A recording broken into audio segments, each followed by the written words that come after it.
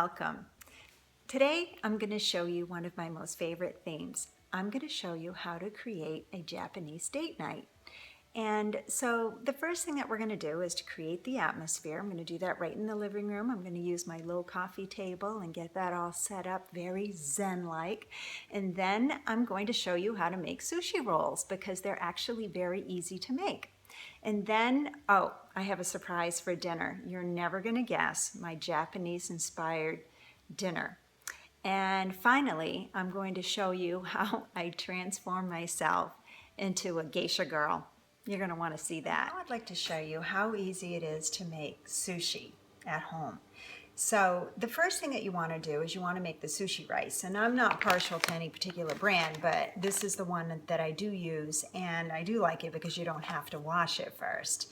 So just do the directions on the package, and what you're going to end up with is some really nice sticky rice, which I like sticky rice. So I have some rice ready. And what we're going to do is we're going to put it into a wooden bowl.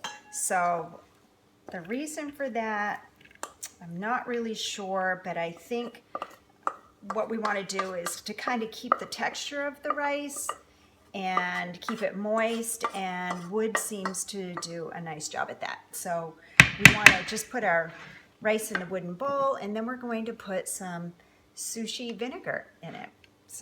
And so I just kind of shake a little in there, just according to your taste. And I love that. Oh, I love that rice vinegar. It's so good. Or I should say sushi vinegar. So we have some of that in there, and it's cooked perfectly. And then we're going to let that cool down for a little bit, kind of close to room temperature.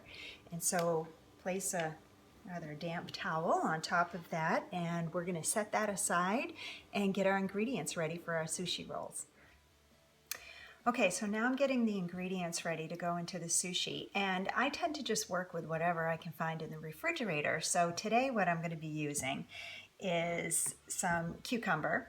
Now, the cucumber that I happen to have had a lot of seeds in it, so I like to get rid of the seeds and then just slice it into small strips.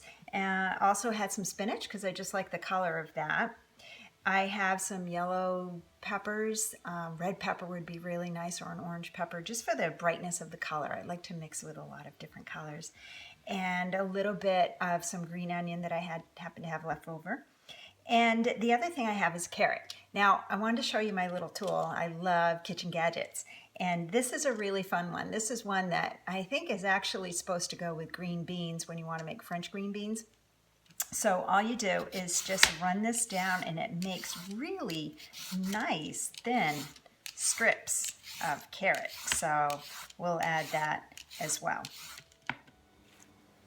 So now I'm going to show you how I put together sushi rolls. And first of all, I just want to say I am certainly not an expert at this. I am self-taught. If I can do it, you can do it. So the first thing you want to do is get yourself a bamboo mat. And if you don't have one of those, you can do this the same way I learned, which is with a dish towel.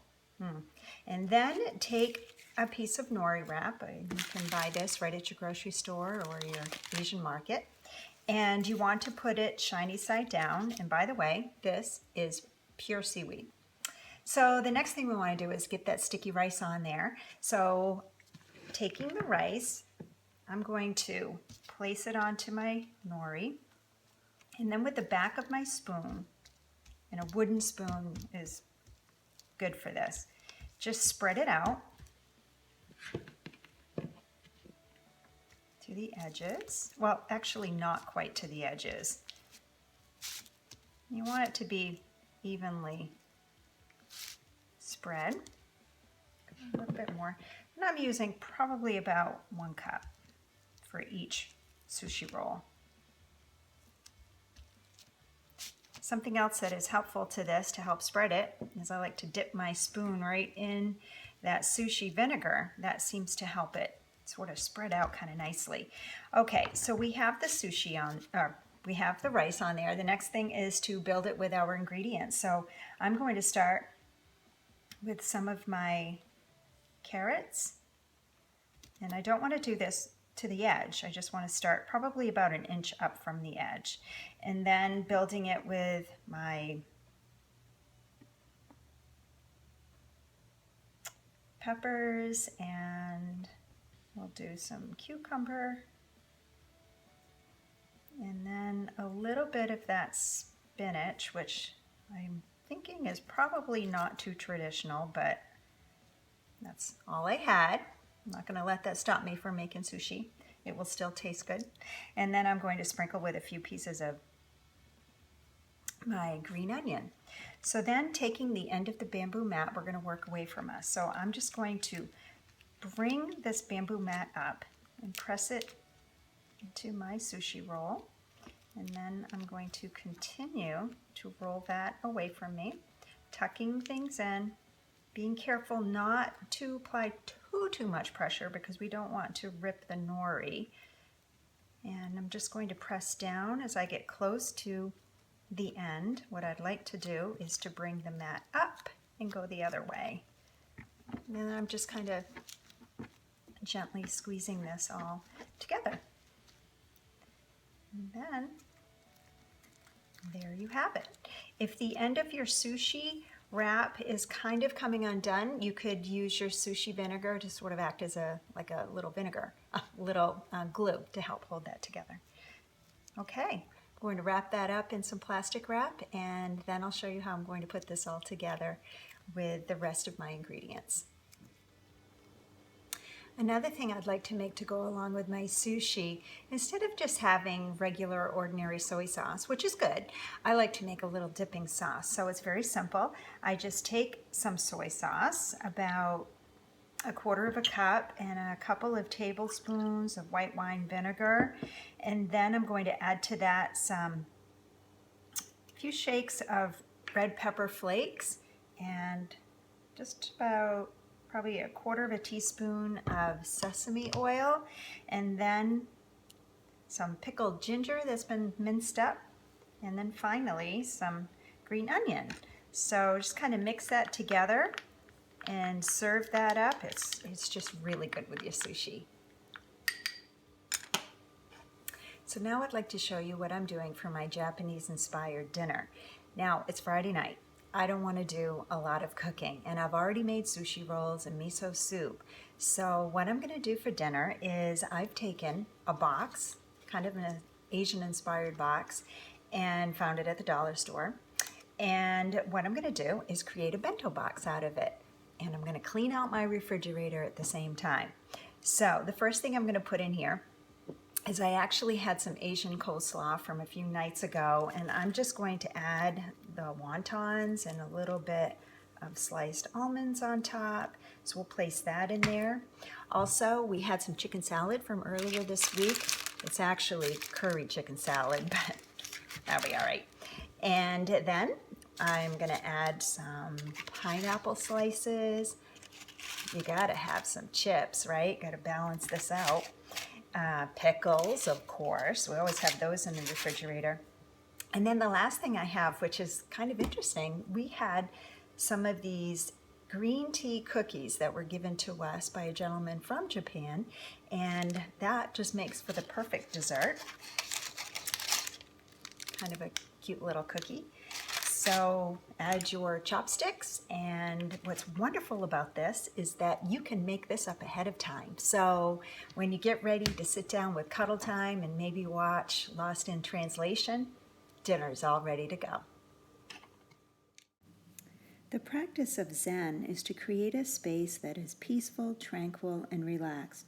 The Japanese find beauty in the natural world, so this low wooden coffee table is perfect. Keeping with a minimalist approach, comfortable floor cushions, then natural bamboo placemats, followed by earth-colored plates, and adding to that little sushi plates. My favorite addition is the lotus flower napkin, and here's how to make them.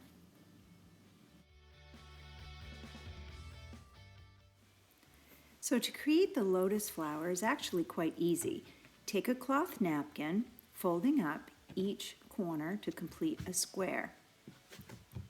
Then take each corner again, pulling that up, to once again make another square, kind of folding it down so that it stays nice and straight and tight. Flip it over. Then on the other side, same thing. Fold in all four corners to once again complete a square. And if it isn't perfect, don't worry about it. It's going to come out okay. Then you're going to reach behind each corner, and as you do, you pull out until it tugs and makes sort of like a little lotus flower petal. Do that to all four corners, and there you have it.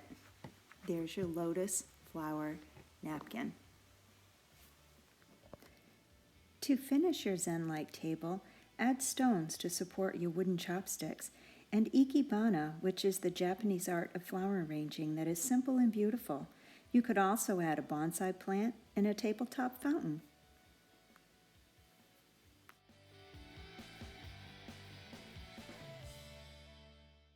We begin our happy hour with green tea and ginger martinis, followed by miso soup and two kinds of sushi rolls, California veggie and spicy scallop. Dinner features our clean out the refrigerator bento box with warm sake and finishing out the meal with traditional green tea cookies.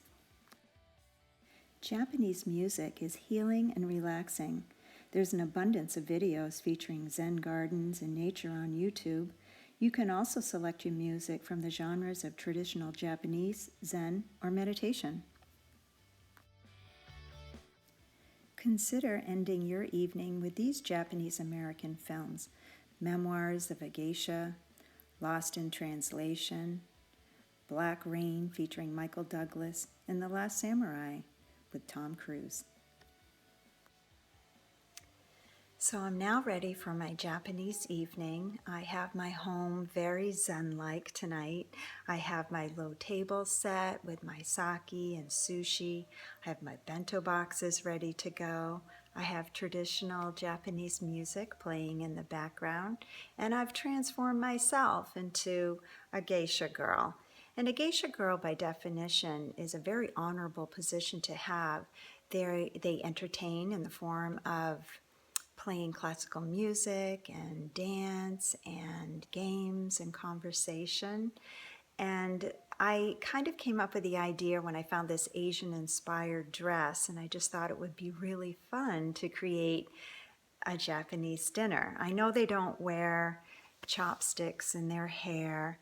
I know I also probably got a little heavy with the eyeliner, not exactly the traditional Japanese look. But I did do something else with my eyeliner. It's kind of a little secret. I figured out how to spell I love you in Japanese, and so I made a little tattoo in a certain place. So as you can see, I just like having fun and finding the joy in life. And for me, doing something a little different with my friends, family, and certainly my partner. I love to just find the joy in life, and I hope that this inspires you to also make memories with those that you love.